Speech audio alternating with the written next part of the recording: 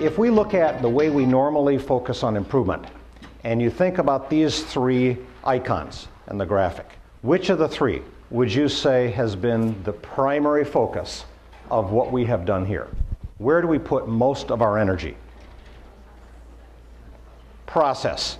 Okay, I heard a lot of hissing over at this table. I'm thinking it was process. Is that what you're saying? Okay, and so what I'd like to do is at least acknowledge a couple of the folks that I was thinking, who said that over here? That you're willing to admit. Okay, we have one person. Thank you very much. Thank you. Yes, and you did that. Okay, we'll talk about that later. Thank you for playing. Okay, process. Why are we doing this? Why do we work on process?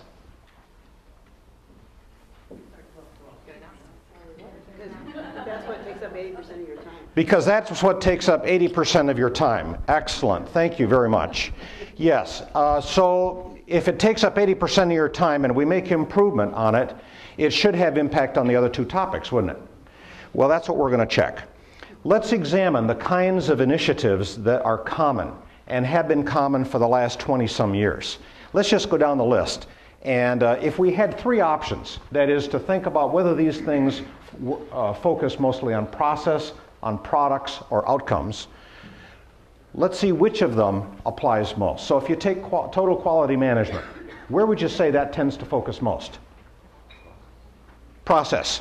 All right. Thank you, David. You're sitting up front. We know you know the answer to that one. Thank you. Talk about that. Okay, so yes, let's give David a nice round for that one. He's got that one right. Okay. All right. And how about re-engineering? Process again. Okay, excellent. Thank you. Thank you for playing. Okay, and how about ISO 9000? I'm hearing confusion. It would be process. It would be process. How about just in time? Process. How about cycle time reduction? Process again. There we go. Thank you. And then we have supply chain management. How about that? That'd be process. You seeing a pattern here at all yet? Okay, you know what? On your page, if you would simply put a check in the process column next to every single one of these except for the last two, you'd be in great shape, because that is the pattern. So when we think about that, we then have to consider, if we were to think of these three topics in their entirety, we would think about them in terms of 8 different characteristics. Now when we look at this graphic here, what we see is that process really has 2 parts to it. That is, there are 2 parties that would have concern about this. Above the line would be customers' interests. Below the line would be our internal producer interests. So when we say we work on process, are we working on dimension 4, which is the product acquisition process customers want, like for example getting a diploma, or would it be the processes that we care about and how we do stuff? Where do we spend most of the effort? 4 or 8? What do you think? 8. So when we're working on dimension 8, if we think about it, it's a bit like an 8-cylinder engine. And we're working on improving how well that works. And we work on it more and more and more. Where's the opportunity? If we've tuned up the 8th cylinder, where's the opportunity here to make this thing a higher performing engine? The 1st cylinder. Who said that? Okay, great. All right. That would be the right answer. Robert. Okay, well, remember your name. Okay, because I know you got all the answers. Well, it's not just cylinder 1, it's actually all of them. We'd kind of like them all to work together, wouldn't we?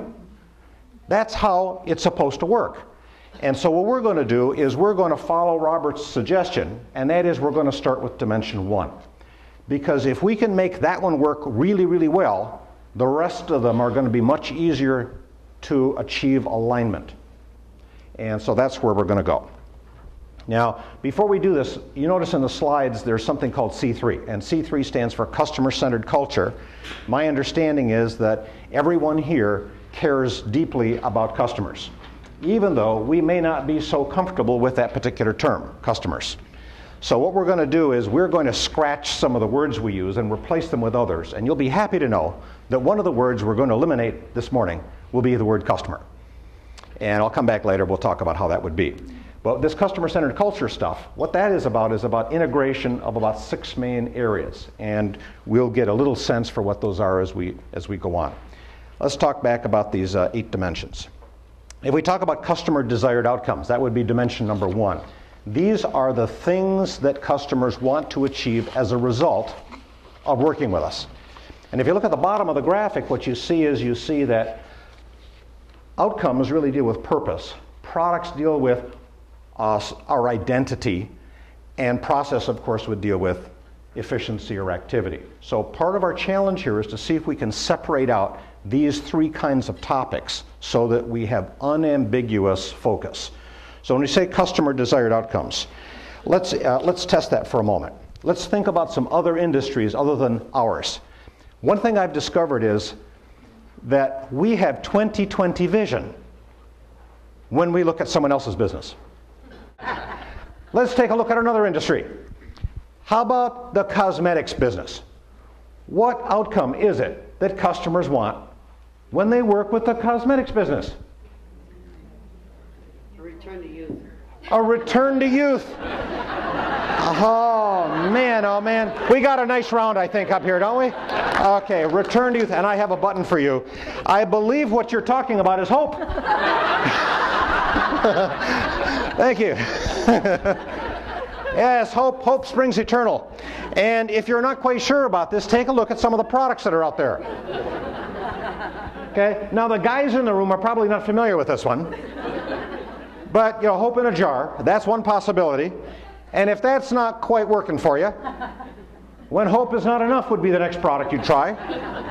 And if we're still struggling on this one, there'd be hope and a prayer. Yeah. So the thing is, you see, we have 20/20 vision when it's someone else's business.